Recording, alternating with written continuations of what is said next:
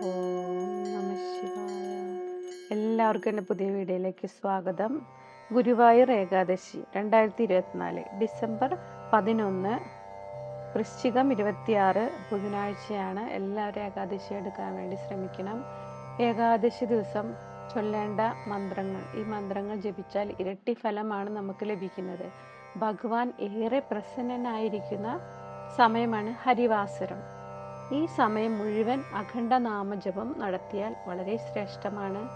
ഇഹലോകത്ത് സർവ ഐശ്വര്യവും പരലോകത്ത് വിഷ്ണു സായുജ്യമായ മോക്ഷവുമാണ് ഏകാദശി വ്രതത്തിന്റെ ഫലം. ജീവിത തിരക്കുകൾക്കിടയിലും വ്രതം അനുഷ്ഠിക്കാൻ സാധിക്കാത്തവരും വിഷ്ണു പ്രീതികരമായ മന്ത്രജപങ്ങൾ നടത്തുന്നത് നല്ലതാണ്. നാരായണീയം, ഭാഗവതം തുടങ്ങിയ പാരായണം ചെയ്യുന്നത് അതിവിശിഷ്ടമാണ്. ഏകാദശി വ്രതം അവസാനിക്കുന്നതിന് മുൻപായി ആരംഭിക്കുന്ന ഹരിവാസര സമയം മഹാവിഷ്ണു പ്രീതി നേടാൻ ഏറ്റവും അനുയോജ്യമായിട്ടുള്ള സമയമാണ്. ഭഗവാൻ ഏറെ പ്രസന്നനായിരിക്കുന്ന സമയം കൂടിയാണ്. ഈ സമയത്ത് വിഷ്ണു സഹസ്രനാമം ജപിക്കുന്നത് അത്യുത്തമമാണ്. ഹരിവാസര സമയം മുഴുവൻ അഖണ്ഡനാമം ജപിക്കാൻ ഏകാദശി വ്രതത്തിന്റെ അവസാനത്തെ കാൽഭാഗവും ഏകദേശം 15 നാഴിക വരും. ഏകാദശി കഴിഞ്ഞു വരുന്ന ദ്വാദശി തിഥിയുടെ ആദ്യത്തെ കാൽഭാഗവും ചേരുന്ന സമയമാണ് ഹരിവാസരം എന്ന് പറയുന്നത്. 12 മണിക്കൂറോളം വരുന്ന സമയമാണ് ഹരിവാസരം. ചിലപ്പോൾ 12 മണിക്കൂറിലധികവും വരാവുന്നതാണ്. രാവിലെ ഒരു 4-5:30 ആ ഒരു ടൈം വരെയാണ് ഹരിവാസര സമയം, പുലർച്ചെ സമയം. ഈ സമയത്ത് വ്രതം അനുഷ്ഠിക്കുകയും വിഷ്ണു ക്ഷേത്രത്തിൽ ദർശനം നടത്തുകയും വിഷ്ണുവിനെ ആരാധിക്കുകയും ചെയ്യുന്നത് കുടുംബത്തിൽ ഐശ്വര്യം ഉണ്ടാവാൻ വളരെ ശ്രേഷ്ഠമാണ്. ഈ ദിവസം നമുക്ക് ഏകാദശി എടുത്ത് ജപിക്കാവുന്ന ഏറ്റവും വിശേഷമായിട്ടുള്ള വിഷ്ണു സ്തോത്രമാണ് ശാന്താകാരം ഭുജഗശയനം പൽപനാഭം സുരേശം വിശ്വാധാരം ഗഗനസദൃശം മേഘവർണം ശുഭാംഗം ലക്ഷ്മീകാന്തം കമലനയനം യോഗി ഹൃദ്യാനഗമ്യം വന്ദേ വിഷ്ണും ഭവഭയഹരം സർവലോകൈകനാഥം. ഏകാദശിയുടെ അന്ന് പുലർച്ചെ നിലവിളക്ക് തെളിയിച്ച് വിഷ്ണു ഗായത്രി ജപിക്കുന്നതും വളരെ ഉത്തമമാണ്. അസ്തമയ ശേഷം വിഷ്ണു ഗായത്രി ജപിക്കാൻ പാടില്ല.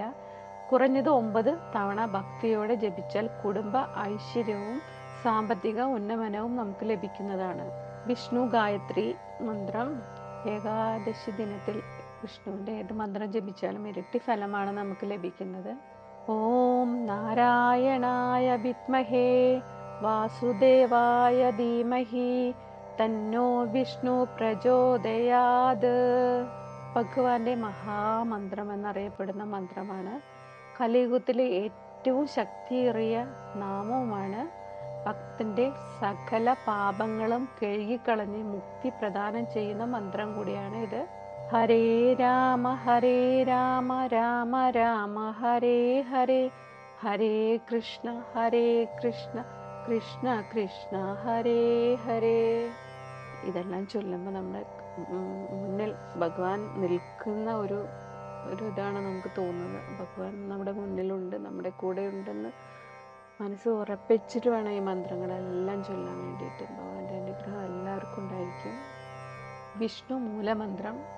ഭഗവാന്റെ മൂലമന്ത്രങ്ങളാണ് അഷ്ടാക്ഷര മന്ത്രം, ദ്വാദശാക്ഷര മന്ത്രം എന്നിവ. ഫലസിദ്ധിക്കായി ഇവ 108 പ്രാവശ്യം ജപിക്കേണ്ടതാണ്. ആദ്യം അഷ്ടാക്ഷര മന്ത്രം ഓം നമോ നാരായണായ.